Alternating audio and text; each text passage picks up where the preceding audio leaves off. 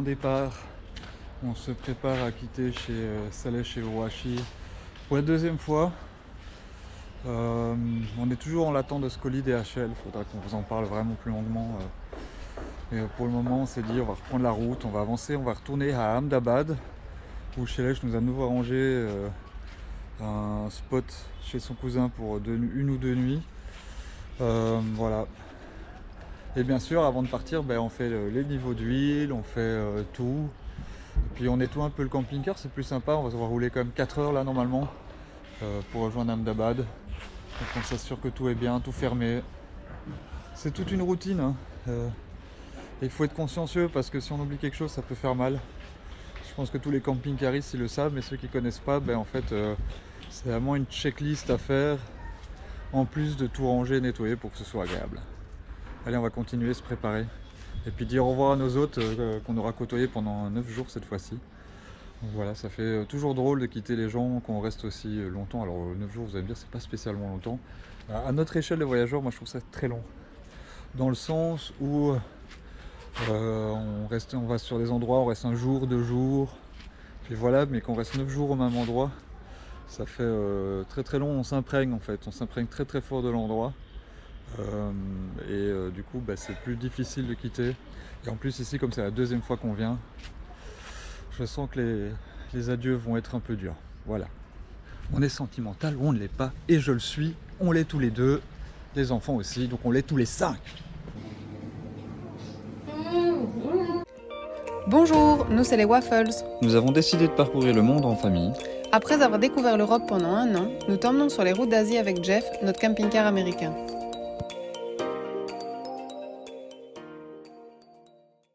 Ça y est, on a quitté la maison de Shailesh et Uruashi, on s'est remis en route.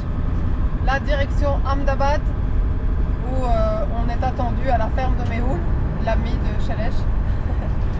C'est quand même super d'avoir des contacts en Inde et de pouvoir compter sur ces personnes. Je pense que, comme on dit souvent, l'Inde c'est pas facile, mais d'un autre côté, on se fait des amis en or à travers l'Inde. Voilà, 5 heures après avoir pris la route, enfin même un peu moins de 5 heures dans l'absolu. On est arrivé chez Mehul, le cousin de Salesh, où on était déjà venu la première fois qu'on est venu à Ahmedabad. Ici on va rester un peu moins longtemps. Mais voilà, qu'est-ce que je peux vous dire sur cette route? Pas grand chose. On a fait le plein de diesel et de LPG, donc ça a pris un peu plus de temps. Mais globalement, en fait, une fois qu'on arrive dans cette partie-ci, la moyenne elle passe de 30-35 km/h à du 50 km/h, ce qui est pas trop mal. Pour vous faire une idée, avec les deux pleins qui ont à chaque fois pris un petit peu de temps, surtout le LPG, et la route, les arrêts, le trafic, il y avait pas mal de trafic aujourd'hui. J'ai pas perdu beaucoup de temps par rapport à ce qu'a annoncé Google Maps.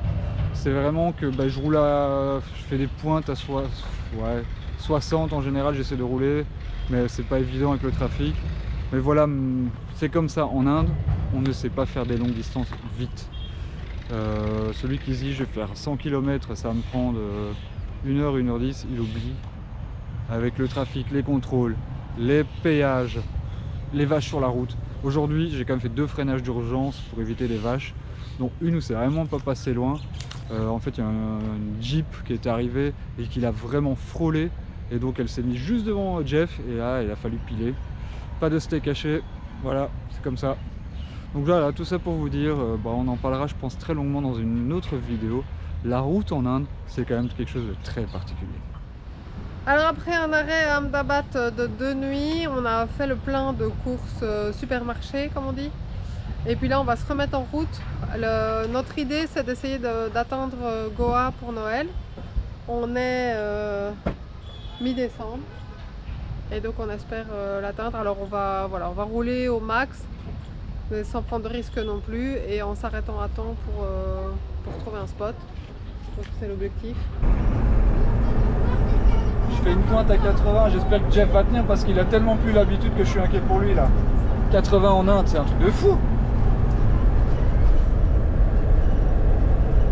On a trouvé l'autoroute indienne. Wouhou! Il est presque 5 heures qu'on a décidé de se poser avec Anaïs. Voilà, on a trouvé un parking le long de la route, c'est pas très sexy, mais on savait quand on fait beaucoup de route d'un coup que c'est pas sur les meilleurs spots du monde qu'on arrive. Voilà, pas grand chose de plus à vous dire. Étonnant les routes en Inde en fait, ici on est sur des portions qui roulent. Le problème ça reste les Indiens et leur comportement complètement inhabituel pour nous, hein, je précise. Mais bon, on se fait doubler à gauche, à droite, tout d'un coup il y a un camion qui arrive en travers ou dans l'autre sens, enfin faut être prêt en permanence, et d'un autre côté il faut aussi pouvoir profiter des sections où on peut rouler à 60, 80, je crois qu'aujourd'hui ma moyenne elle est plutôt de 60, 65 km/h, ce qui est cool, hein. On oublie les 30, 35, voire 15 qu'on a fait parfois à certains moments dans le nord, donc c'est bien. Maintenant on a encore beaucoup de routes avant d'arriver à notre objectif, et donc les prochains jours vont de nouveau être longs. Voilà, et puis en fait quand on fait pas beaucoup de kilomètres par jour, parce qu'on respecte toujours l'horaire des enfants qui est de faire l'école, bah ouais, ça s'invente pas, on le fait tous les matins, 5 jours sur 7. Donc une fois qu'ils ont fini l'école, seulement on se met en route. Voilà, ça laisse un peu moins de temps pour rouler, et donc fatalement il faut faire avec. Voilà. C'est tout pour aujourd'hui, j'espère que la nuit sur ce petit parking pas très sexy sera sympa, je vais quand même vous le montrer. Donc là-bas vous avez la grande route, ça c'est le parking, le magnifique ciel d'Inde, et puis voilà quoi, ce qui est autour de nous. Après, tant qu'on est en sécurité et qu'on n'entend pas trop le bruit de la route, moi ça me va, tant qu'on peut dormir. Alors comment as-tu dormi sur ton spot? Alors, compte tenu du spot, sincèrement, pas trop mal. On a eu des copains au téléphone hier, donc on a téléphoné clairement trop tard. Mais sinon, voilà, il y a du bruit, mais les camions autour de nous n'ont pas bougé, donc ça c'était plutôt cool. Et on a déjà... Pardon. Et on a déjà fait des spots dans des endroits pareils où on n'a vraiment pas dormi de la nuit. Ici, on a dormi. Il va faire calme. La vue n'est pas terrible. La vue d'un côté, la vue de l'autre. La vue devant. On entame notre deuxième jour de route. Alors aujourd'hui on a décidé qu'on ne faisait pas l'école et qu'on partait directement pour essayer d'arriver plus tôt. C'est parti!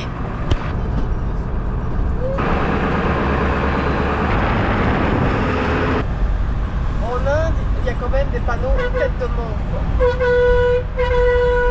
Je crois qu'il y en a un qui est...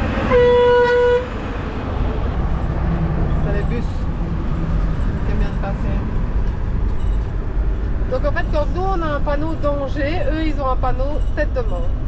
On vient de regarder avec Nico et il y a quand même un tiers des accidents sur la route qui sont mortels, et principalement dus aux deux roues.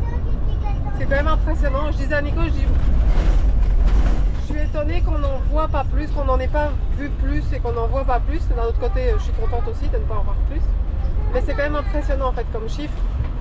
On parle quand même de l'ordre de 150 000 accidents mortels. Voilà, ça vous donne un peu une idée. Alors on se retrouve coincé dans une file de camions parce qu'ils doivent payer une taxe ici. Je sais pas si c'est la sortie du Gujarat ou... Bref. Et en fait on a voulu prendre l'autre route à côté, mais qui est pour les voitures. Et il n'y avait pas moyen qu'on passe, en fait, ils ont mis vraiment un blocage pour qu'on ne puisse pas zigzaguer avec un camion. Du coup voilà, il va falloir qu'on s'arme un peu de patience parce qu'on se retrouve dans la file avec le camion.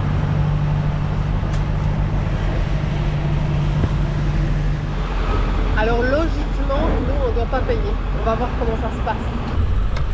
Hello! We are tourists, hein? For what? Ah, il veut quand même attendre une minute. Thank you! Bon, il a hésité, je sais pas pourquoi il a hésité, mais il se dit 6 tonnes 2, alors quand même on fait 6 tonnes 2 quoi. Et on n'est pas plein en eau. Alors on sait pas trop pourquoi on est aussi lourd que ça. Et ça tourne en quelque chose de sérieux là, on est passé sur le truc.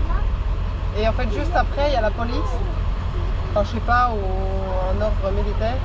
Et ils nous demandent quand même les papiers du véhicule. Alors on va voir s'ils réclament de la thune. Je sais pas où est parti Nico. Nico est derrière avec les papiers du véhicule.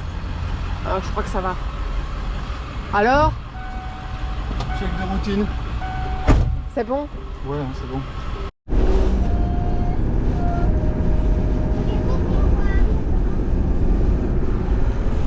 Quand t'es sur l'autoroute et qu'il y a un camion qui arrive en sens inverse. C'est normal. Alors il nous reste 5 km pour arriver au spot d'aujourd'hui. L'objectif qu'on s'était donné aujourd'hui, sauf que là pour les 5 derniers kilomètres en fait ça va nous mettre plus de 30 minutes. Parce qu'il y a plein de. Enfin il y a un accident en fait. Donc comme il y a un accident, et ben il y a un embouteillage. Et en fait c'est les moments où c'est vraiment compliqué parce qu'ils s'insèrent tous. Enfin, c'est la jungle quoi, je sais pas comment l'expliquer mais c'est vraiment la jungle, ils s'insèrent tous dans tous les sens.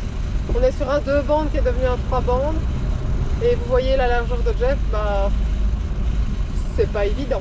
On pense avoir trouvé le spot, maintenant il faut y aller, il reste encore un tout petit bout de chemin, mais ça exporte.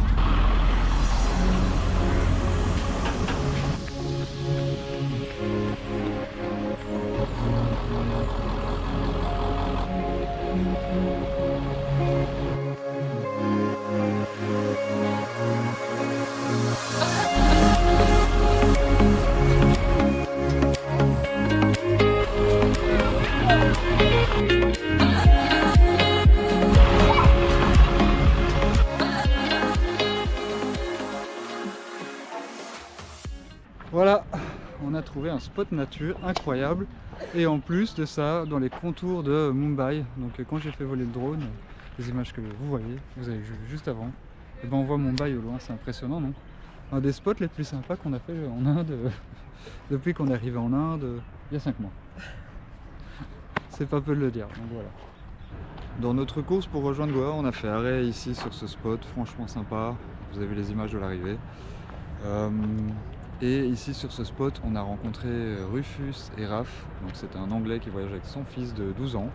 Ils sont arrivés de nuit le premier soir et en fait quand on les a vus, j'ai d'abord cru que c'était un bus qui venait se garer ici. Et puis quand je me suis rendu compte que c'était un autre véhicule, on était « Oh, un autre véhicule !»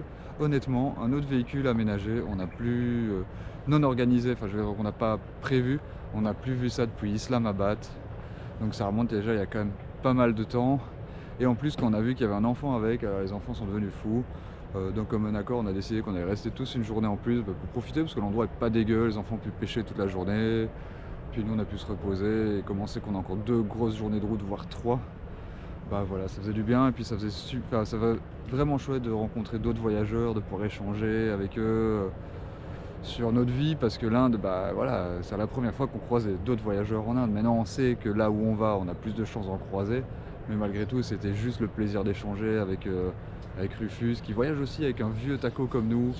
Donc il fait face à des galères assez similaires aux nôtres. Et donc voilà, on a beaucoup papoté, on s'est fait un super barbecue hier soir. Là malheureusement, il est déjà temps de se dire au revoir, on va continuer la route. Mais c'est pas exclu qu'on les recroise dans notre descente sur Goa, donc ça c'est cool. C'est que y a quand même des fortes même probabilités qu'on les recroise et dans les prochains jours ou à Goa. Ce matin, on a quitté notre petit spot au bord du lac. On a laissé Rufus et Raph, parce que Raph dormait encore. Et là, nous on continue. Il y a des chances qu'on se recroise puisqu'on va tous en direction de Goa. Première étape de la journée, c'est sortir de Mumbai. Alors on espère que ce sera un peu plus facile que quand on est arrivé parce qu'on est en début de journée et qu'on est samedi. Donc on espère qu'il y a un peu moins de trafic. On va voir. Bon, on s'est planté de route, donc on fait dans des petits détours dans Mumbai, voilà, on est dans les alentours. Alors c'est des grosses routes relativement, il y a toujours un petit, je vais vous montrer, il y a toujours des petits sapins là au milieu, des petits, attention camionnettes, hop. Et puis il y a des camionnettes, des camions, c'est pas toujours évident. On était content, en fait on sera content quand on aura retrouvé la highway. Plein de tuk-tuk. Ouais, ça dépasse dans tous les sens. Ça, c'est il y a 2 minutes, il y avait aussi un vélo qui était tombé parce qu'il tellement il était chargé. Wow.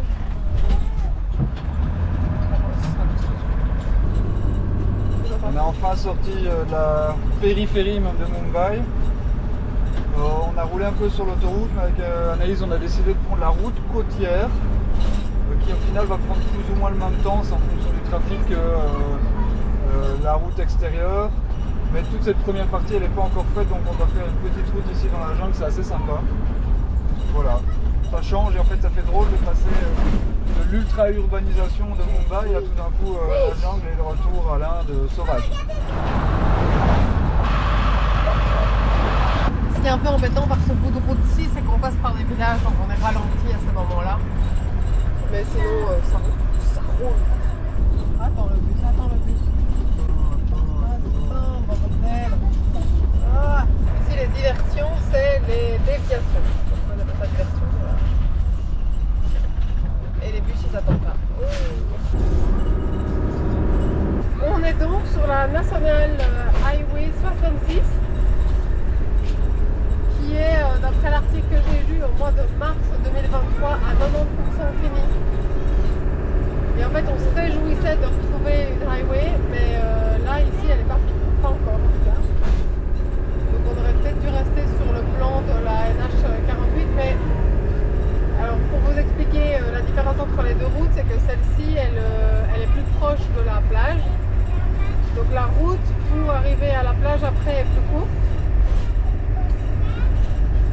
Et voilà, mais bon, en fait on est tous du même côté.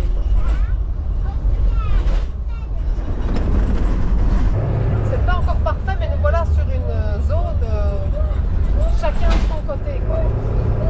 A priori il y a déjà moins de gens au sens inverse. Bon, on l'avait pas vu venir celle-là, mais là on se retrouve dans la montagne, dans des rues super étroites. Pour Nico c'est vraiment compliqué, on croise des camions et c'est vraiment serré.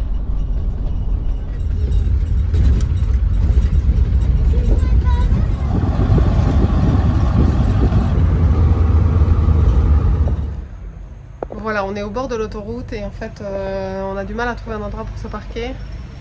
Du coup ici on est rentré, j'ai vu un parking sur le long de la route, on est clairement sur le parking d'une société. Et la dame qui est ici et qui gare au milieu a un chien. Mais aussi va téléphoner à son patron pour voir si on peut rester. Alors on va voir si on a autant de chance que ce qu'on a d'habitude. Ou si on va devoir encore chercher. Demande et tu auras. Voilà ce que j'ai envie de vous dire. Alors hier, donc je vous avais dit, la femme qu'on a rencontrée a été appeler son patron. Et le patron a dit on pouvait rester ici. Alors on a essayé de demander pour les copains, mais là c'était un peu plus compliqué. Je pense que c'est plus le fait qu'elle ne pouvait pas prendre de décision, qu'elle devait appeler son patron. Mais en tout cas pour nous, elle est revenue avec 2 bouteilles d'eau, 3 jus pour les enfants.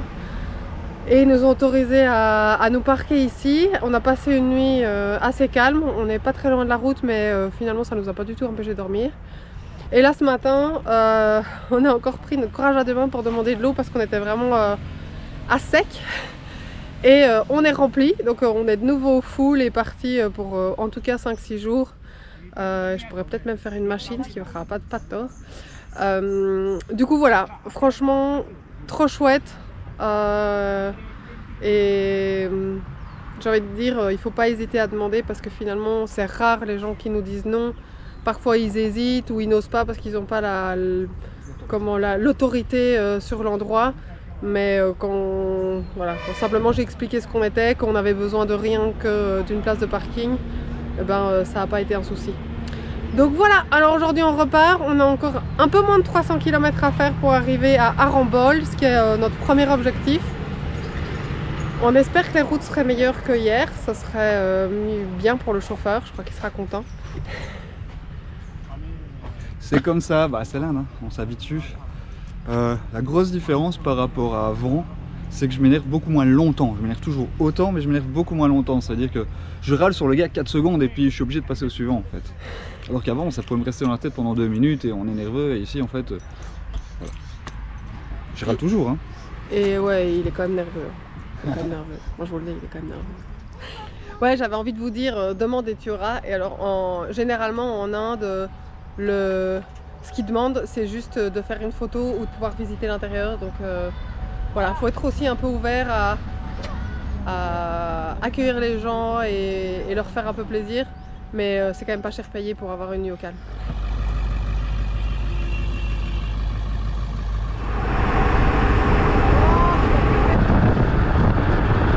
On est rejoint par des Français. Alors c'est les tous azimuts qui sont un couple de Français qui voyagent et qui, voilà, avec qui on discute via les réseaux sociaux depuis un certain temps. On savait qu'ils étaient pas loin derrière nous, ils ont démarré avant nous ce matin. Et on a le même objectif, donc à mon avis on est parti pour se suivre sur quelques kilomètres.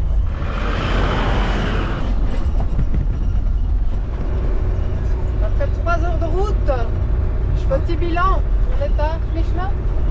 Le chef a dit on est à mi-chemin. En termes de temps. En termes de temps. Ah, en termes de temps, pas en termes de kilomètres. Oh, ben, on a retrouvé les tous azimuts, donc ça y est, maintenant on se suit. Les routes, ben, la route est, moi je dirais globalement meilleure, mais peut-être que le chauffeur n'est pas tout à fait d'accord. On est dans les travaux, ça c'est clair, on est dans les travaux. Et les routes sont pas toujours terribles. On passe par des villages où c'est plus compliqué. Et puis après il y a des très beaux tronçons de route. Et alors là j'ai montré, on voit la construction, regardez ça va être beau, moi je dis que ça va vraiment être une belle autoroute.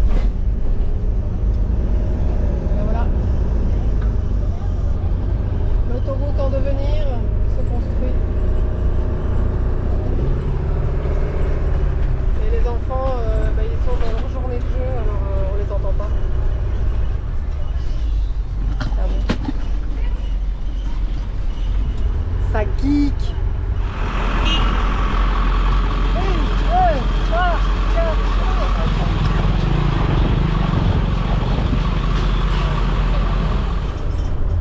Est-ce que j'ose faire une vidéo et le dire?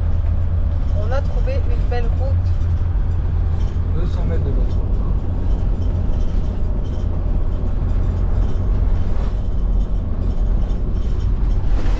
Tu disais? 200 mètres de belle route. Pas déconner. On est à 1 heure de Kerim Beach. On commence à voir les palmiers. Ça fait 5 minutes et on est toujours au même stade, les gens savent pas bouger quoi. C'est dingue. Alors on est à peu près 40 minutes du spot, y compris les embouteillages qui sont devant, mais là on est complètement bloqué, en fait on sait rien faire. Parce qu'apparemment il y a une fête, une festivité là-bas devant, et donc c'est en train de se vider. Mais c'est plein à craquer, il y a des voitures à gauche, à droite. Voilà. Alors on sait pas encore trop, nous on s'est garé, ils nous disent d'attendre une demi-heure que ça se vide. J'ai un peu du mal à y croire que ça va durer qu'une demi-heure et en plus il est déjà 16h30, 17h30. Donc ça veut dire arriver de nuit, ce qui ne nous plaît pas spécialement. On est dans la jungle indienne et en fait ici moi j'ai juste rien à dire, les hommes veulent aider Nico et j'ai rien à dire.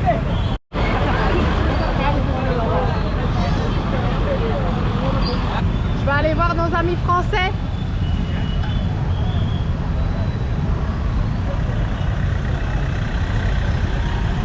Tout va bien? On est en direct sur YouTube, c'est ça? Ouais, voilà. Vous voulez être sur YouTube, être connu? Je suis en train de faire un petit réel.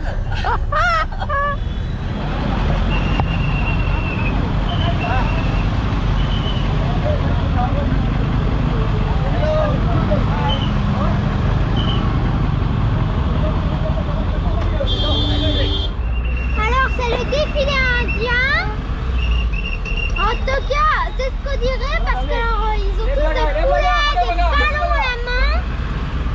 Désolé pour la vue. Mais du coup, nous on a resté bloqués 5, 10, 20 minutes, peut-être une demi-heure. Il est 18h42 et on n'y est toujours pas alors que c'était prévu d'y être à 18h pile. On a perdu pas mal de temps et là on essaie de se déplacer petit à petit. On fait comme on peut. Hop là. Alors ça y est, je mets un peu de lumière, on est arrivé. Pas sans mal, on est trempé. Il fait encore chaud d'ailleurs. Il fait 30 degrés mais 58% d'humidité, ce qu'on n'a plus depuis longtemps aussi. Et j'avais envie de vous montrer un peu l'état de Jeff après Such a Road. Alors l'avant, est plus ou moins normale. Je sais pas si vous allez voir grand chose d'ailleurs. Mais voilà, le talkie-walkie, les papiers, etc. Mais alors derrière, regardez comment c'est. Les enfants ne pouvaient plus à la fin, donc ils ont mangé, et ils ont tout laissé là. Et en fait, surtout, regardez, il y a tout qui tombe en fait. Là, il y a la gourde parce qu'elle était posée là et qu'elle est tombée. Les chaussures sont tombées. Et encore, j'ai déjà ramassé des trucs. Les poubelles sont partout. Le siège, il est arrivé là. Ne me demandez pas. Normalement, il va là-bas. Et alors, regardez la gazinière. Donc voilà. Ça, c'est la route, quoi. Et derrière, attendez, je vais allumer. C'est magique, quoi. Donc, l'oreiller d'Esteban, il est tombé. Le baby-foot, normalement, il est rangé là derrière. Là c'est vide. Il n'y a plus rien qu'à tenue. Tout est là. Tout est par terre. Tout est là. Je ne vais même pas regarder dans la toilette.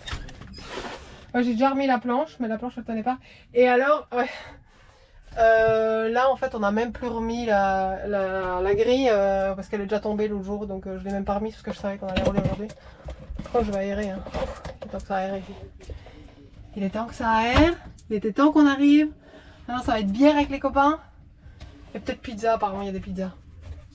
Yeah! Après notre nuit ici sur ce spot qui est en fait l'endroit du ferry, on va bouger parce qu'il y a eu un peu trop de bruit cette nuit. Les gens sont sympas, mais voilà, il y a eu beaucoup de trafic quand même. Voilà, ça a dépanné pour hier soir, on est arrivé trop tard, vous avez vu pourquoi. On a été faire un petit repérage avec nos copains des Azimuts et on va aller se mettre près de la plage. Ça va un peu secouer, on a quelques centaines de mètres à faire, mais voilà. Allez, go!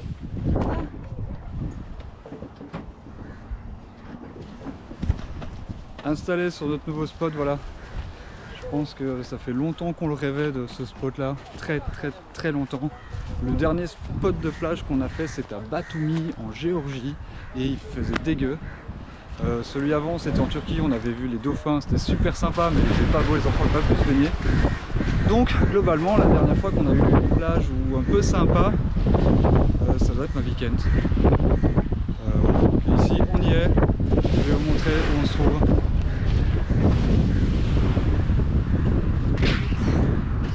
On en a bavé un petit peu pour arriver jusque là, on a dû pas mal rouler, mais on l'a fait et on est vraiment content.